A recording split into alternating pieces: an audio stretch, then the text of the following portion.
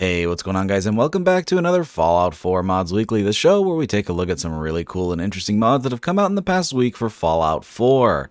Now, really quick, it has been a while since we've done an upload, and quite frankly, life has just been a little bit crazy. I'll have an update video soon to talk about what's been going on, / how content is going to look moving forward. Not too much is changing, I just want to fill you guys in because the uploads have been pretty spotty lately.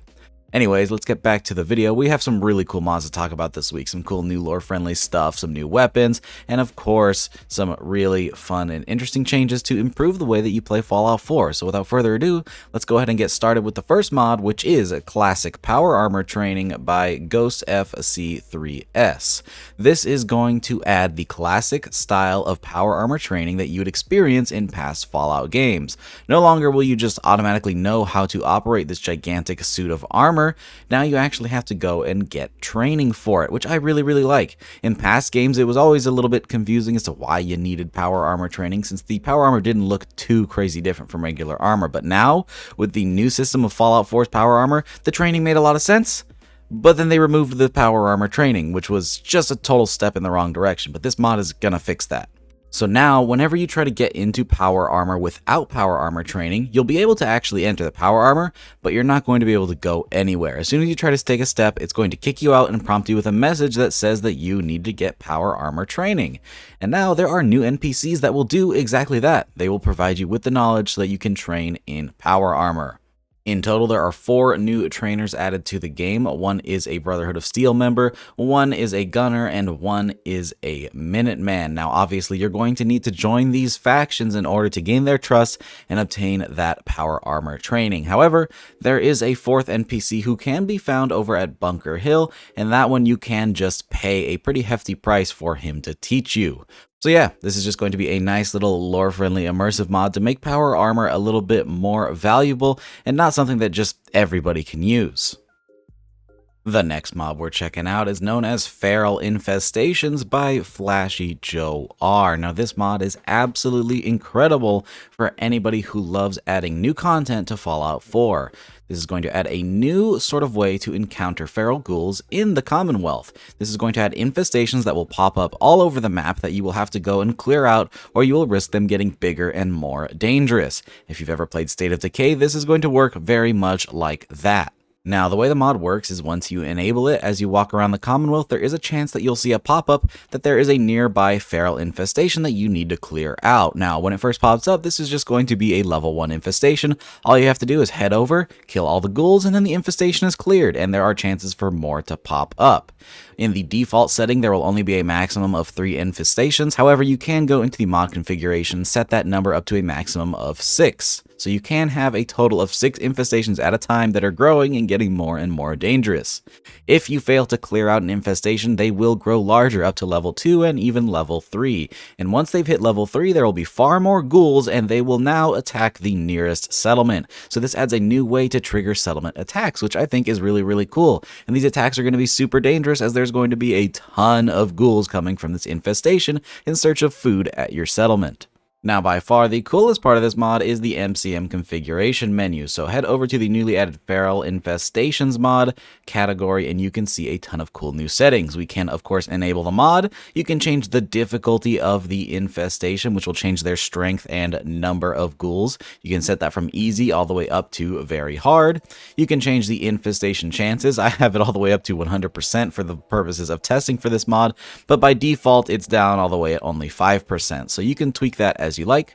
You can change how quickly these infestations grow. You can change whether or not it adds the little pips on top of the feral ghouls. So if you want them on your actual compass or not, you have the ability to turn off settlement attacks. You can allow the infestations to get bigger.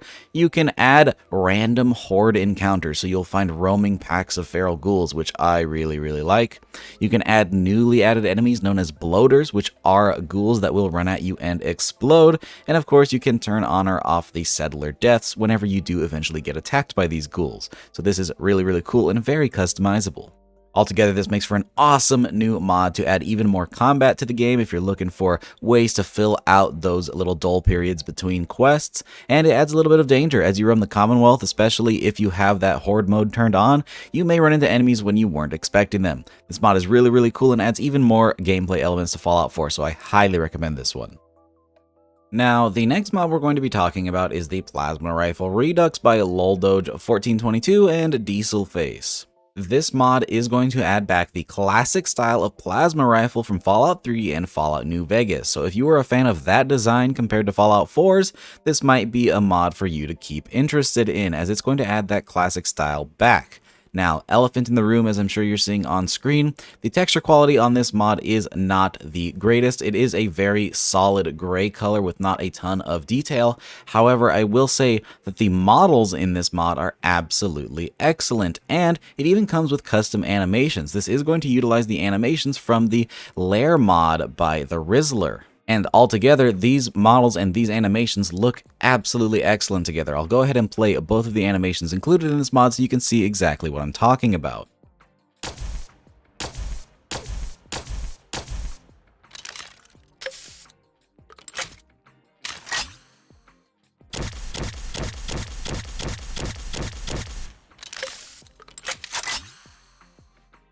Now, with all of that together, plus the plethora of attachments over at the weapons workbench, this makes for a really cool and customizable new energy weapon, but it does have a couple of pitfalls that we do need to address so you know exactly what you're getting into when you download this thing.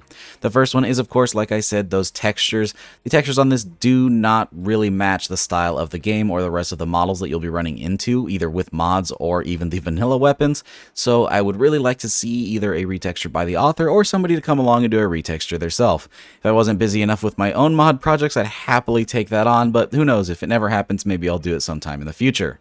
Another small issue in my opinion is that this doesn't have any leveled list integration, nor does it replace any of the plasma rifles in the vanilla game. Instead, this is going to have one static spawn in Vault 75, or you can craft it over at the chemistry station. And then the last little thing I want to talk about is the stats of this weapon, because they're kinda insane. Here we have the vanilla plasma rifle. As you can see, it has 24 ballistic damage and 24 energy damage, whereas the plasma rifle added in this mod has 70 ballistic damage, 25 incendiary damage, and 66 energy damage, which is an absolute ton. It also has a value of 23,000 caps, which is just kinda crazy. So this thing is quite a bit overpowered compared to the vanilla.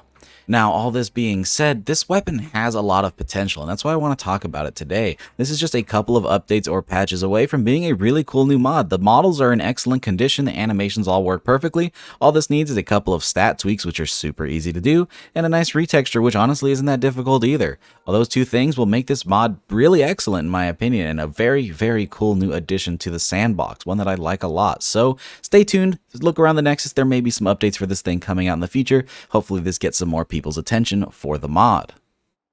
Now moving on, we actually have another weapon mod, and that is the Modern Warfare 2022 Expansive M4 2.0 mod by WarfightersWorkshop. Now, I know what you're thinking. We've already have so many AR-15 or M4 style mods, but this one is a little bit special because it's adding in the 2022 Modern Warfare M4, and if you haven't played the game yet, this game has one of the most customizable sandboxes for weapons I've ever seen. Now, in this mod right now, it is just the standard M4 with regular old 5.56 mags, but in the future, this may be getting some updates to add all of the crazy M4 variations that are included in Modern Warfare 2022, and this could include the M16, the Icarus, which is an LMG variant of the M4.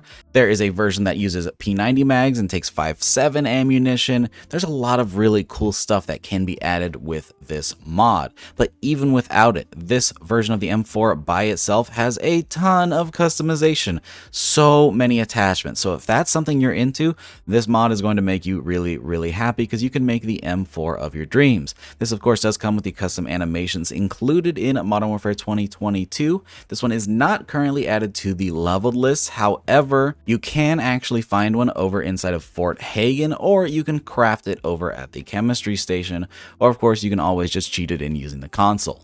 I know this mod isn't going to be for everybody in my viewer base because some of you guys are really into that lore-friendly stuff, but if you're a fan of modern weapons and you're still trying to decide on which M4 mod you want to use, this one might be up your alley, so consider giving it a shot.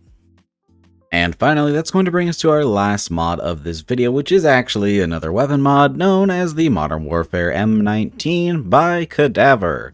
Now, what makes this one special is while it does port some of the additions from Modern Warfare directly, the animations are actually handmade by CADAVVER, so that's really, really cool. The M19 is a highly customizable tactical modern pistol. This one is craftable at the chemistry station, or you can actually purchase it from a vendor, find it as a quest reward, or pick it up on legendary enemies after level 15. On top of the base M19, there are also a handful of unique variants you can find with their own special little quirks. The moneymaker is going to be a nice gold version of this pistol, which can be found in the Commonwealth Bank. The State of War is going to give you a cool little red paint job, and this one can be found in the Natick Banks Police Station. The Meltwater has a nice gray paint job and can be found in the Forest Grove Marsh. The Mint Chip has a really cool two-tone paint job, and that one can be found in Hester's Robotics. And finally, the Silver Maple can be picked up over at Suffolk County Charter School, and this one has a nice, cool silver and green two-tone paint job. The absolutely beautiful animations, as well as all of the unique variants in this mod, make an excellent addition to your load order, especially if you're going for that modern tactical vibe. This is a really nice pistol, perfect for any modern load order, so I highly recommend this one along with a lot of the mods featured in this video. With that, we're going to go ahead and wrap things up. I hope you guys enjoyed and found at least one new mod to throw into your load order. If you did, don't forget to drop a rating, consider subscribing if you haven't already for more videos just like this. Big shout out to all of my patrons for supporting every single video. And of course, a very special thank you to Captain Chaos, Helljumper, Indecisive Wolf, Jackie Noy, Timmy76, John Moreland, Cushy, Logan Rigmaiden, Microhan, Moonlit Gamer Feed, and Youth RC for joining that Tier 3 Patreon membership. If you'd like to support the channel over on Patreon, you can do so using the link down in the description below, but it is completely optional. Thanks again for watching, guys, and I hope to see you in the next one. Peace.